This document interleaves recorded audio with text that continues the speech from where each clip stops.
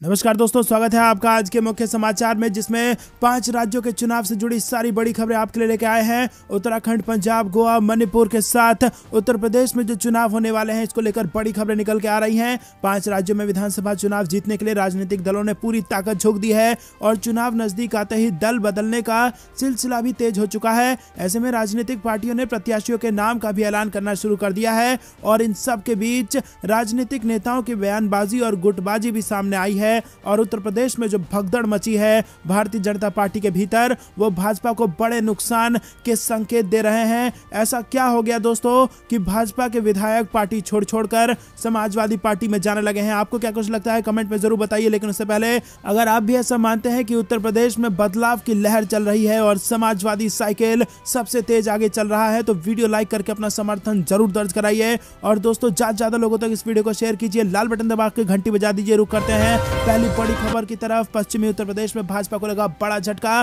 गुज्जर नेता और विधायक अवतार सिंह भड़ाना ने छोड़ दी पार्टी। जी हां दोस्तों, पश्चिमी उत्तर प्रदेश में भाजपा को यह बड़ा झटका लगा है। एक के बाद एक हर दिन भाजपा को नुकसान होता जा रहा है। भाजपा में पार्टी छोड़ने वालों की होड़ मची हुई है और 2 दिनों में 5 विधायकों ने पार्टी को झटका दे दिया है। भाजपा विधायक अवतार सिंह भड़ाना ने पार्टी छोड़ दी। राष्ट्रीय लोक दल के अध्यक्ष जयंत चौधरी से उन्होंने मुलाकात की और आरएलडी अध्यक्ष ने उनका पार्टी में स्वागत भी किया। जयंत चौधरी ने तस्वीर शेयर कर भड़ाना का स्वागत किया है। तो दोस्तों, ये स्क्रीन इस वक्त आपके सामने है और बड़े नेता ने छोड़ दी है भारतीय जनता पार्टी और अब वो आरएलडी में हो गए हैं शामिल, जिसके बाद भाजपा को लगा है फिर से एक बार बड़ा झटका।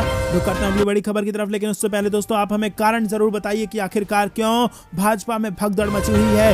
रुक करते हैं अगली बड़ी खबर की तरफ। भाजपा में भगदड़ के बीच समाजवादी पार्टी ने दिखाई एकता। अखिलेश यादव की सभी सहयोगी दलों के साथ बैठक में बन गई सीट शेयरिंग पर बात। जी हां दोस्तों, यूपी चुनाव की राजनीति काफी गरमाई हुई है और भाजपा में मंगलवार को भगदड़ जैसी स्थिति दिखी। एक समय तो दर्जन भर विधायकों के पार्टी छोड़ने की चर्चा होने लगी थी, लेकिन बाद में स्थिति को संभालने में पार्टी आलाकमान को कामयाबी मिली और अब बुधवार को समाजवादी पार्टी में मंथन का दौर चल रहा है। जिस प्रकार की रिपोर्ट सामने आ रही है, पार्टी पहले चरण के चुनाव को लेकर उम्मीदवारों के नाम को अंतिम रूप देने में जुट गई है और इसको लेकर अखिलेश यादव ने तमाम सहयोगी दलों के प्रतिनिधियों के साथ बैठक की है। जी दोस्तों, समाजवादी पार्टी के उम्मीदवारों का नाम तय किए जाने पर निर्णय लिए जाने की बात कही जा रही है और इसी बीच एक ट्वीट सामने आया है जिसमें ये भारतीय जनता पार्टी को नींद उड़ाने वाली तस्वीर सामने आई है। दोस्तों, सपा के सभी सहयोगी दलों के शीर्ष नेतृत्व के साथ उत्तर प्रदेश में विकास और भविष्य की बात हुई है, ऐसा अखिलेश यादव ने ट्वीट करके कहा है। ये ट्विटर का जो फोटो आपके स्क्रीन पर है, इसमें आप देख सकते हैं कि सारे बड़े नेता जो एक रहे हैं, वो सब उन्होंने एकजुटता का प्रदर्शन किया है और वहां दूसरी तरफ भाजपा में भगदड़ मची हुई है। तो दोस्तों, इसी वक्त इस वीडियो को लाइक करके अपना समर्थन दर्ज कराना मत भूलिए। ज्यादा लोगों तक वीडियो शेयर कीजिए। रुक करते हैं अगली बड़ी खबर की तरफ। उत्तर प्रदेश चुनाव में सीटों के बंटवारे को लेकर बीजेपी से जेडीयू ने जाहिर की नाराजगी। जी हां दोस्तों, बेहद बड़ी खबर। उत्तर प्रदेश चुनाव का असर अब बिहार में भी देखने को मिल सकता है और बिहार में भी हो सकता है बड़ा खेला। जी हां दोस्तों, यहां पर जेडीयू ने 2 टूक कह दिया है कि जल्द करो फैसला, नहीं तो अकेले लड़ लेंगे चुनाव। जी हां दोस्तों, आपको बता दें कि उत्तर प्रदेश में विधानसभा चुनाव की तारीखों का ऐलान हो गया है और इसके बाद गठबंधन में एनडीए के साथ चुनाव लड़ने की घोषणा कर चुकी जेडीयू ने सीट बंटवारा नहीं होने पर नाराजगी जाहिर की है और बीजेपी को अगले 2 दिनों में इस मामले को निपटा लेने की चेतावनी दे डाली। जेडीयू के उत्तर प्रदेश प्रभारी केसी त्यागी ने कहा कि यूपी में विधानसभा चुनाव को लेकर हमारी तैयारियां पूरी हैं। जेडीयू चाहती है कि यहां वो बीजेपी के साथ मिलकर चुनाव लड़े, लेकिन अभी तक इस पर कोई संतोषजनक बात नहीं हो पाई है। त्यागी ने कहा कि अब बीजेपी को अगले 1 से 2 दिन के अंदर इस पर फैसला ले लेना चाहिए और उन्होंने कहा कि समय पर अगर बीजेपी की तरफ से इस पर कोई बात नहीं हुई तो जेडीयू खुद निर्णय ले लेगा। तो दोस्तों, जिस जेडीयू के साथ बिहार में भारतीय जनता पार्टी सरकार चला रही है, उसी जेडीयू ने यहां पर दे दी है चेतावनी, या फिर यूं कहिए कि उल्टी गिनती शुरू हो गई है भाजपा की, क्योंकि जेडीयू ने कहा है कि 2 दिन के भीतर सीट फाइनल करो वरना हम अकेले लड़ लेंगे चुनाव। तो दोस्तों, आपको क्या लगता है कि क्या इसका असर बिहार बिहार में भी पड़ेगा और बिहार में भी गठबंधन टूटने के बाद बदल जाएगी सरकार? क्या कुछ लगता है कमेंट में जरूर बताइए, और वीडियो लाइक अभी तक नहीं किया तो कृपया करके वीडियो लाइक जरूर कीजिए। रुक करते हैं अगली बड़ी खबर की तरफ।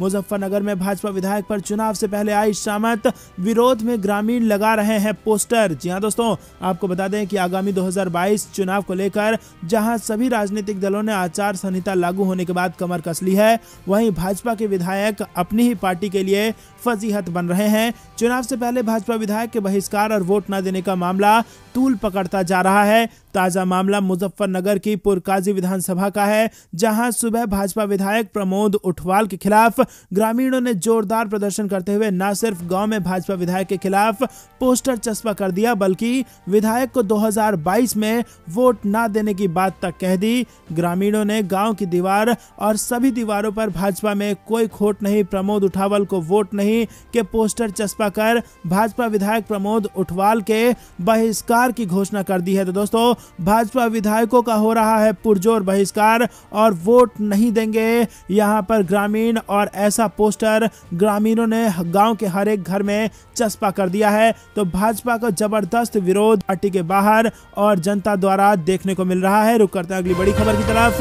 यूपी चुनाव में कांग्रेस किए जा रही है प्रयोग पर प्रयोग, उधर अखिलेश यादव से बात कर खेला करने में जुट गई ममता बनर्जी। जी हां दोस्तों, 40% टिकट महिलाओं को देने और लड़की हूं लड़ सकती हूं को नारा देने के बाद कांग्रेस यूपी को लेकर एक और प्रयोग करने जा रही है। उसने कुछ ऐसी महिलाओं को चिन्हित किया है जिनका कोई राजनीतिक बैकग्राउंड नहीं है, लेकिन अलग अलग वजहों से उन्होंने सुर्खियां बटोरी है। प्रियंका गांधी इन महिलाओं को कांग्रेस के टिकट पर चुनाव मैदान में उतारना चाहती है और उन्होंने अपने नेताओं से ऐसी महिलाओं और उनके परिवारों से मिलकर उनकी राय जानने और उन्हें चुनाव लड़ने के लिए राजी करने को कहा। ऐसी महिलाओं का सारा खर्च और उनका चुनावी प्रबंधन पार्टी के जिम्मे होगा। कांग्रेस नेताओं की एक बैठक के दौरान पिछले कुछ वर्षों में दिए गए पद्म पुरस्कारों का जिक्र हुआ कि कैसे ये पुरस्कार गुमनाम चेहरों तक पहुंचकर एक नई मिसाल बनने में कामयाब हुआ। रुक करते हैं अगली बड़ी खबर की तरफ। कांग्रेस की नजरें 2024 पर व्हाट्सएप ग्रुप को जोड़ने के लिए राहुल गांधी कनेक्ट ऐप और ऑनलाइन कैडर ऐप भी बनेगा। दोस्तों, बेहद बड़ी खबर निकल के आ रही है। देश में सूचना क्रांति के बाद अब डिजिटल सोशल मीडिया बड़ी ताकत बनकर उभरा है। ऐसे में कारोबार हो या फिर प्रचार, इस माध्यम पर निर्भरता बढ़ गई है। इसीलिए कांग्रेस ने 2024 के लोकसभा चुनाव को देखते हुए इस पर बड़े पैमाने पर अभियान छेड़ने की योजना बनाई है। पार्टी व्हाट्सएप समूहों के एक वेब की योजना पर काम कर रही है। राहुल कनेक्ट की थीम के साथ ऐप लॉन्च करने के अलावा कांग्रेस राष्ट्रीय स्तर पर राज्यों में एक ऑनलाइन कैडर संपर्क के लिए एक ऐप पर भी विचार कर रही है। दरअसल कांग्रेस अगले आम चुनाव के लिए अपने सोशल मीडिया तंत्र व ऑनलाइन प्लेटफॉर्मों को मजबूत करने जा रही है।